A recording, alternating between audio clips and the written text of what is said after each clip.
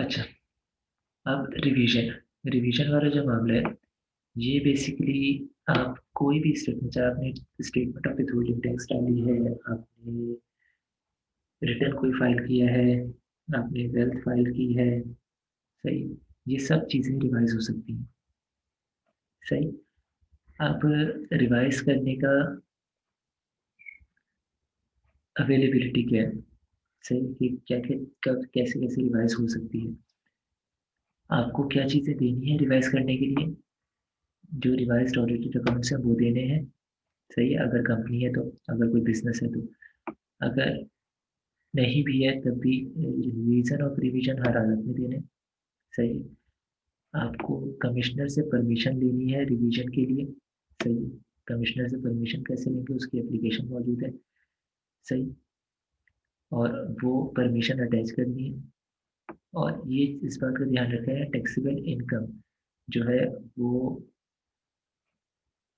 Previously जो आपने file की थी इनकम, उससे कम नहीं होनी चाहिए, और या टैक्स लॉस जो भी प्रीवियसली फाइल किया था उससे ज़्यादा नहीं होना चाहिए। सही है।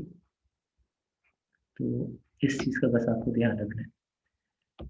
यानी क्या क्या चीज़ें हो गई रिवीजन के वक्त, रिवाइज ऑडिटेड अकाउंट चाहिए, रीजन ऑफ रिवीजन चाहिए, परमिशन चाहिए कमिश्नर से, और इनकम जो है वो प्रीवियसली फाइल जो अमाउंट है उससे कम नहीं होनी चाहिए। सही। अच्छा, ये जो तीसरी वाली चीज़ है परमिशन, परमिशन कुछ कंडीशंस में रिक्वायर्ड नहीं है। कब रिक्वायर्ड नहीं है? जब रिटर्न जो है वो विद इन 60 डेज जो है वो रिवाइज किया जा रहा हो ऑफ फाइलिंग, फाइल करते के साथ ही 60 डेज के अंदर अंदर आपने उसे रिवाइज कर दिया, तो परमिशन नहीं लेनी। सही। रिवाइज टैक्सेबल इनकम जो है वो हायर है जो प्रीवियसली इनकम बताई गई थी उससे। अच्छा, एक तो ये मैंडेटरी है कि इससे लेस नहीं होनी चाहिए, यानी इसके बराबर रह सकती है, इससे कम नहीं होनी चाहिए। सही। यहाँ पे कंडीशन आ रही है, अगर बराबर नहीं है, ज़्यादा हो रही है, तो कमिश्नर से परमिशन की ज़रूरत नहीं है, आप रिवाइज करें। सही। या कमिश्नर जो है वो रिस्पॉन्ड ना करे with in 60 days of filing, filing की 60, यानी एप्लीकेशन आपने फाइल की और एप्लीकेशन फाइल होने के 60 डेज तक कमिश्नर ने कोई रिस्पॉन्स नहीं दिया, तो आप ऑटोमेटिकली ये चीज़ फाइल कर सकते हो। सही। अच्छा, एक चीज़ है, ये तो है रिटर्न के लिए। वेल्थ स्टेटमेंट के लिए आपको कमिश्नर की अप्रूवल चाहिए ही नहीं, आप कभी भी कितनी भी फाइल करते रहो, कितनी दफ़ा भी चेंज करते रहो, कोई मसला नहीं। सही। आप वेल्थ चेंज कर सकते हो। ऑडिट, ऑडिट बेसिकली दो करते हैं, एक तो बोर्ड खुद सेलेक्ट करता है और दूसरा कमिश्नर सेलेक्ट करते हैं। सही है, दोनों के सिलेक्शन के क्राइटेरिया स्लाइटली डिफरेंट है। कमिश्नर कैसे सेलेक्ट कर सकते हैं? कमिश्नर कोई से भी प्रीवियस 6 ईयर अपनी डिस्क्रिप्शन को उठा सकते हैं, उसकी मर्जी, वो उठा सकते हैं। सही। या कंसेक्यूटिव ईयर्स भी सेलेक्ट कर सकता है, यानी उसने 2015 सेलेक्ट किया, फिर 16 सेलेक्ट कर लिया, फिर 17 सेलेक्ट कर लिया। ऐसा नहीं है कि अगर उसने 15 सेलेक्ट किया तो वो नेक्स्ट टाइम आपको सेलेक्ट नहीं करेगा। उसने 15 अगर कर लिया है या 20 अगर कर लिया तो 21 भी कर सकते हैं, 22 भी कर सकते हैं, कोई मसला नहीं है कि वो सब कंसिक्वेंटली, सॉरी, कंसिक्यूटिवली जो है वो सेलेक्ट करता हुआ चला जाए ईयर ऑडिट के लिए। एफपीआर डिस्क्रिप्शन पे सेलेक्ट नहीं करता, ये बैलेटिंग पे सेलेक्ट करता है। ये बैलेटिंग होती है इसकी। सही है, जो कि अब खत्म कर दी गई है। दूसरा,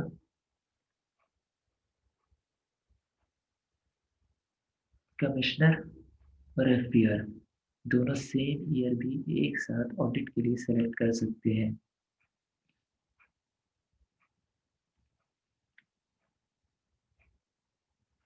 अब क्या लिमिटेशन है इसके ऊपर कि वो क्या चीज़ सेलेक्ट नहीं कर सकते?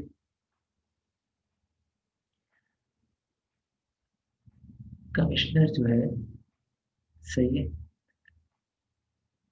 पहले तो ये समझ लें कि ऑडिट के लिए जो सिलेक्शन हो रही है ये हो क्या रही है। ऑडिट के लिए सिलेक्शन का मतलब है कि आपने जो रिटर्न फाइल किया है उसको चेक किया जा रहा है कि वो रिटर्न सही है या उसमें कोई एरर्स है। सही। कोई एरर फाइंड आउट करने के बाद ये सिलेक्शन नहीं है, ये सिलेक्शन है, तो वो एरर फाइंड आउट करने से पहले सेलेक्ट हो गया, अब देखा जाएगा कि कोई मसला है या नहीं।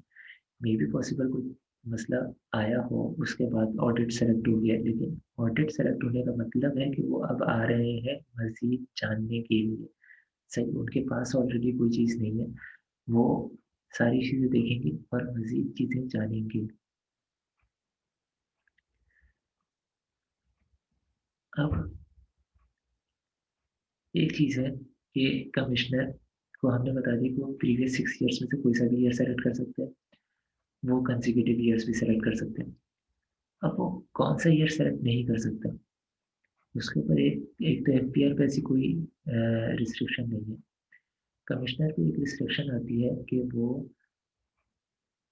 सिर्फ और सिर्फ वो ईयर्स जो कि प्रीसीडिंग 3 ईयर्स में ऑलरेडी सेलेक्ट ना हो गए हों। अगर 2016 में वो सेलेक्ट हुआ था ऑडिट के लिए 2020 में, अब 2016 अगले 3 सालों के लिए दोबारा सेलेक्ट नहीं हो सकता। सही है। हाँ, 2016 अगले 3 सालों में दोबारा सेलेक्ट उस वक्त हो सकता है जब कमिश्नर जो है वो एफपीआर की अप्रूवल लेकर के आ जाए। सही है। तो बस ये एक ही लिमिटेशन थी कि वो जो उसने सेलेक्ट किया है वो अगले 3 साल तक दोबारा सेलेक्ट नहीं कर सकता। लेकिन ये कंडीशन भी एक तरीके से वेव हो रही है कि वो अगर एफबीआर की परमिशन लेकर के आ जाए। अच्छा, अब ऑडिट हुआ, और ऑडिट हो रहा है तो साफ सी बात है कुछ ना कुछ तो निकल ही आता है। कोई एक्स्ट्रा डिमांड जो है वो बन गई। सही है। तो अगर ऑडिट हो रहा है और आपने अपनी चीज़ आइडेंटिफाई करके, कोई एरर आइडेंटिफाई करके टैक्स खुद पे कर दिया, सही है, ऑडिट का नोटिस आने से पहले, तो कोई पेनल्टी नहीं है। सही, आपको कोई पेनल्टी पे करने की जरूरत नहीं है, आपने खुद रिवाइज किया और आपको ऑडिट का नोटिस नहीं आया था। अगर आपको ड्यूरिंग ऑडिट आपको पता चलती है कोई अमाउंट पे ये चीज़ मसला हो गई है, और आप खुद वो पे कर देते हैं, फाइल कर देते हैं, रिवाइज कर देते हैं, तो 25% ऑफ पेनल्टी आपको पे करनी है। अगर नोटिस इशू हो गया अमेंडमेंट का, सही, ऑडिट आया, ऑडिट में चीज़ें आइडेंटिफाई हुई और अमेंडमेंट का नोटिस इशू कर दिया गया, ये बोल दिया गया कि आप जाकर के अपना रिटर्न रिवाइज करें, इसमें ये मिस्टेक्स हैं, और आपने इमीडिएटली रिवाइज कर लिया किसी प्रॉब्लम के बगैर, तो 50% ऑफ पेनल्टी। सही है। प्रोवाइडेड कि ये जो पेनल्टी की अमाउंट है ये at the time of issue of notice फौरन पे की जाए। अगर फौरन पे नहीं की जा रही है तो ये आपको 100% पे करनी पड़ेगी। सही है। अच्छा, यहाँ पे बहुत सारी बैड प्रैक्टिसेस भी आ जाती हैं कि जैसे ही ऑडिट आया तो ऑडिट वाले को कुछ ना कुछ चीज़ें निकालनी होती, ज़बरदस्ती निकालनी होती है। सही है। लेकिन वो ज़बरदस्ती निकालने में उस वक्त कामयाब होता है जब आपकी तरफ से कोई ना कोई एरर हुआ हो। अगर कंप्लायंस को सही तरीके से फॉलो किया जाए तो वो ये एरर फाइंड आउट नहीं कर पाएगा मेजॉरिटी ऑफ द केस में। सही है। अगर वो फाइंड आउट कर पा रहा है तो इसका मतलब है आपके साथ कुछ ना कुछ तो एरर था, कुछ ना कुछ तो मसला था। वो मसले ना रखें अपने साथ, अपने बिजनेस के साथ, ताकि इस तरीके से हर जगह पे अच्छे और बुरे लोग होते हैं। सही।